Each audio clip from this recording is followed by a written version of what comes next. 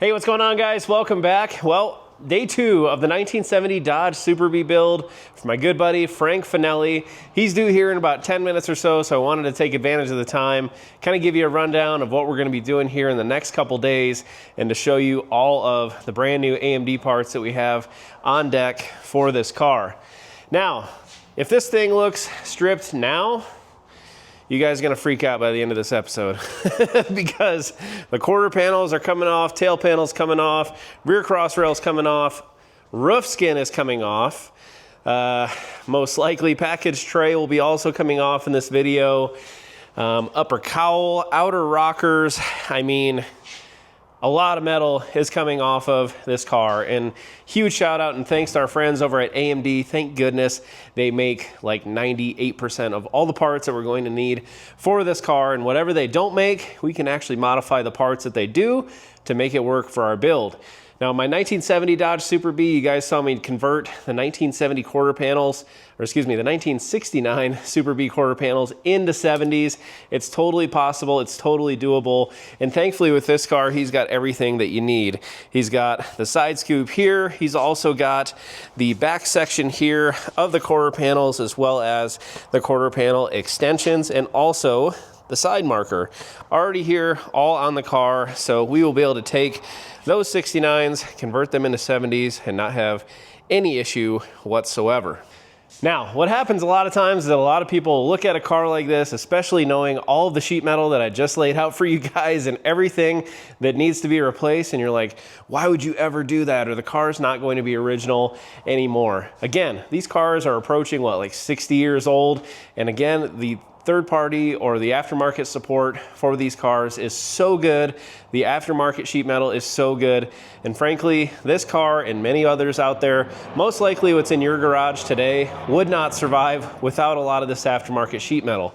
Back in the day, you used to be able to just go find another Super Bee or another 70B body, hack parts off of it, and make one of these whole again, or you know, back in the day, you know, cars like this were also, you know, just piled up in junkyards, and they were not really near the collector's item that they are now.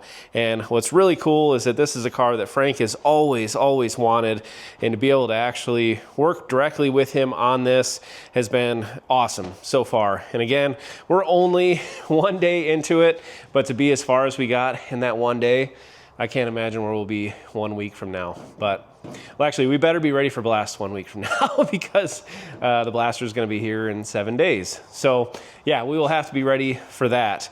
Now, I have mentioned a few times I have a 70 parts car, a 4-door parts car, which those of you guys that know, you can basically convert a 70 4-door into a 2-door if you really wanted to, but otherwise they make great donor cars, and this is one that I actually got for free on Marketplace, which again, yes, free on Marketplace. You don't find that nowadays.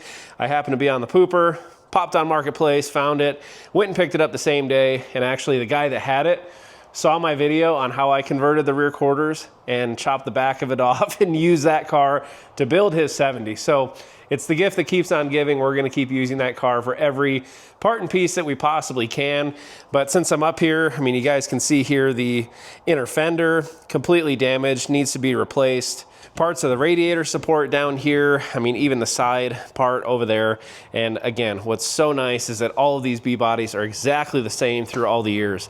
We're gonna steal the upper cowl off that car, the floor pan pieces and parts that we need. Honestly, the rear package tray on that car is actually in phenomenal shape as well. So we're gonna scab just about every possible thing that we can off of that car to make this one whole again. So when Frank gets here, we're gonna lay out a game plan and get to work on this 70 Super Bee. All right, well, Frank just pulled in, and screw the Super Bee, dude. He showed up with this crazy car over here. Good to see you, by the way. Hey, yeah, it's good to see you too, Dave. What is going on here? This is my original car, really. I bought this car in high school. My dad found it for sale on in the Newsday, which is like Long Island's like local paper. Back before the internet, there was like a little 1x2 inch ad in the back. Oh, let me get the key. The She's locked outside's open, yeah. It's a 66 Buick Wildcat. It's all original. It was painted back in like the 80s, but all the bright work on it. Most of the interior minus the seats and the carpet I redid, but this car pretty much about as day 2 as it can be with the Craigers on it. And Dude, way cool. yeah, I've driven And this he drove car. it like 60 miles here. Yeah, I drove this thing from New York to Fort Bragg, North Carolina, back up to New York, to upstate New York, out here to Utah with Alex, my wife, years ago. So I drive this car all around. It's got 83,000 original miles on it. Original engine, transmission, drivetrain. It's all numbers matching. It's got a 401 nail head under the hood, so it's rated at 325 horse and 445 foot-pounds of torque, and Buick like to put the torque rating on there because it looks cooler, bigger that's number. so cool. It's an AC car. The AC is missing Yeah. right now. I've got it at home. It's about this big, but I eventually one day wanted to redo it and have that on there, but this thing freaking fires up like the first hit every time. It's just a cruiser, man. It's just a cool... That is rad. Yeah, thank you. Way cool. Love this thing. So I've had this car since, what, 07, so that makes it almost 20 years now, right? Crazy. 19 years. So. Absolutely crazy. Yeah. All right, well, let's look at something that's not in nearly as good a shape, but it's Soon gonna will be. be, though. I promise you it's gonna be. Oh, I believe it. Okay, so I'll tell you right now, that roof skin is pissing me off looking at it. I really want to take it off right now. Paper thin. Yeah, it's paper thin. So I think today, man, let's we'll hop in.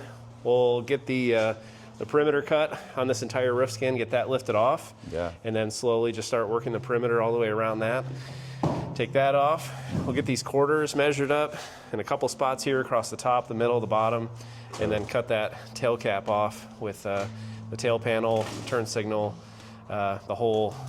This piece back here is different on the 70. Exactly. Kind of rounds down. On the 69, they actually slope up a little bit in the back, but that'll really preserve what we need off the quarters, as well as that front scoop. But man, imagine this thing without a roof, no quarters.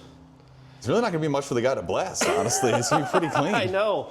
Hopefully it'll give you a good discount. Yeah, right? I was thinking too, since we have a couple extra days, we should get this upper cowl off. Totally. Imagine, you know, the bottom's going to look something like this in between that. True, and I'm interested once we pull the quarters too to see what the rest of the structure looks like in there, if we need to grab stuff from the donor car or whatnot. So Yeah, absolutely. yeah, this rocker too, we can get that one pulled out. At least that side. It is super cool though to see like fresh. We pulled this off to see like that old clean Tapanada. yellow paint behind it. It's no really other nice. colors, so I think it's original paint. You think it's original paint? It is, to the best of my knowledge, and from what we're seeing too, it should be. Yeah, it's matched the fender tag as well as the top banana car. So Awesome. yeah, it's pretty cool. Okay, well, let's get this camera set up. I will tell you guys, Frank did bring a plasma cutter, which I'm super stoked to try out, and most likely we'll end up buying by the end of this.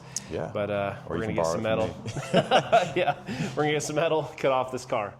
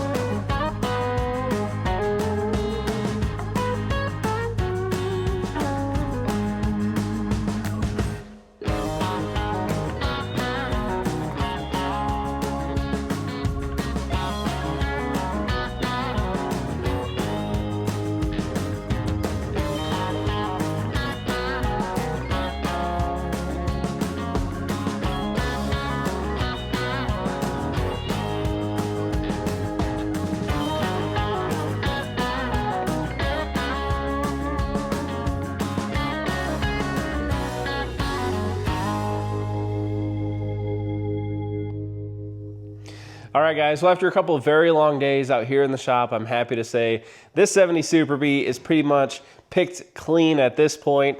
I mean, we are not gonna actually pull really any more metal off this car before we go ahead and blast it. I mean, depending on time, we may start swapping some things out up front, but for the most part, I mean, we've pulled and popped open damn near every single panel that you could possibly open up on this car, so that way the blaster can get to every little nook and cranny on the car. I mean, we first started off here, you guys saw burn that roof completely off there. Again, you guys saw I'm like in love with the plasma cutter. I don't know why I waited so long. That thing is so much fun to use, and I would say it probably would eliminate my grinding wheel usage by more than 90%. So you can expect to see one definitely added to my arsenal here in the shop very, very soon. But no, got the roof off the car, got the quarter panels off the car. We did leave the tail panel and the quarter sections there on the back of the car. You know, had me thinking for a little while there that, you know, the only reason that was off of my Super B was because the tail panel is actually transferred from another car over to mine. But having that on the car is going to tell us exactly where those new 69 quarters land exactly on the car. So we're going to actually use those in place, most likely just the way that they are, and we're going to section in the 69 quarters there right on top of them. Obviously, no overlaps are allowed in my shop whatsoever. Everything on those quarters and the rest of this car will be butt welded onto the car. But going from the quarters, went ahead, burned open the rocker panels. We're only going to be doing the outer rockers, and, you know, kind of thought that, hey, let's open them up, have the blaster get all up in there, and, you know, again, coat everything, start from scratch, fresh, new, beautiful, clean sheet metal. And, you know, hopefully no rust or anything else is hiding or lurking anywhere. Again, we've pretty much opened up everything. There ain't going to be many places for rust to hide on this car at all. But yeah, and then finished up here with getting the upper cowl off the car. And, you know, this is actually very, very clean. The only real spots that we have holes in are, you know, where the plasma torch maybe sat a little bit too long. Opened up a couple spots, but ain't no big deal. We can wire wheel these, weld them shut, and forget those ever happened. But the rest of this thing is just really, really nice and clean underneath there. So really at this point, guys, that is gonna wrap up work, at least as far as we're gonna take the car here until it gets blasted next Friday. But we have plenty to do till then. I've been talking to you guys about the 70 parts car for a while now. Again, this really was like a true free marketplace find, if you can believe it. Now, I'm not gonna lie to you, all the expensive stuff was already gone. There's no hood, no fenders, no tail panel. The guy that who used this car as a parts car originally actually watched me do my 70 Super B, cut the tail panel off the exact same way that I did. And so we got basically everything that's left over. But, you know, the good thing is all the parts and pieces that are scaly, rusty, holy on this car are actually damn near perfect on that parts car. So Frank and I are going to spend the better part of a week very carefully pulling off the upper cowl. We're going to pull off basically the entire front tub here, inner fenders, radiator support off that car, and any other little part and piece. I mean, there's actually, we uncovered some pretty horrific attempts at patchwork here. You guys can probably see this right here. That is a seam sealer seam that is not supposed to be there. And yes, that is part of a floor pan that is just stuck on top of a rusty floor pan. And from the bottom side of the car, you can actually see all the original metal with that thing just plopped on top of it, seam sealed it, and the guy went back to roasting tires with the car. So we're gonna have to fix all that. And again, thankfully, all that metal is in great shape on that parts car.